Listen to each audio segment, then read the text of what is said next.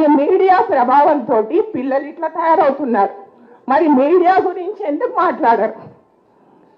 సినిమాలకు ఎందుకు మీకు పర్మిషన్ ఇస్తున్నారు? ఆ పుష్ప సినిమా చూసి నా స్కూల్లో సగం మంది పిల్లలు చెడిపోయినారు. ఇప్పుడు ఇంగ్లీష్ లో మాట్లాడింది చూడండి, మా అమ్మాయి యూసుఫ్ కూడా. అంత నాలెడ్జ్ఫుల్ పిల్లలు నా దగ్గర ఉన్నారు.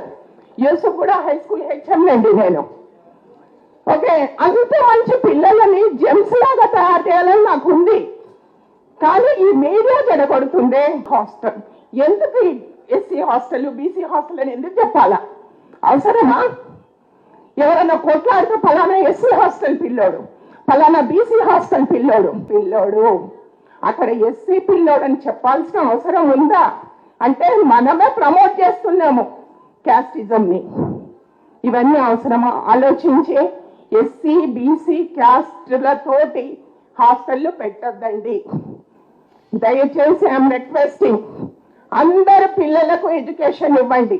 పేరెంట్స్ సపోర్ట్ చెయ్యరు, పేరెంట్ కేర్ తీసుకోవాలా. పేరెంట్ మీటింగ్కే రాడు. ఏం కేర్ తీసుకుంటారండి? హెయిర్ స్టైల్ గురించి చెప్తే అమ్మ నా మాట ఈనాడు అంటారు. ఎక్కడ నేను పనిష్మెంట్ ఇవ్వలేదు. వాడి జీవితంలో ఎక్కడ సెట్ అవుతాడండి? ఇది తప్పు అని మనకి తెలియడమే లేదు. వాడు ఏమవుతాడండి? క్రిమినల్ తయారవుతాడు. కాబట్టి నేను అనేది ఏంటంటే పనిష్మెంట్ అనేది స్కూల్ లెవెల్లో ఉండాలి, కొంత లిమిట్ వరకు. ఇది తప్పు అని చెప్పగలిగే ధైర్యం టీచర్కి రావాలా. టీచర్ ధైర్యంగా ఏ రోజైతే చెప్తాడో ఆ రోజు ఆ సొసైటీ బాగుపడుతుంది. టీచర్ ధైర్యంగా చెప్పకపోతే సొసైటీ బాగుపడదు.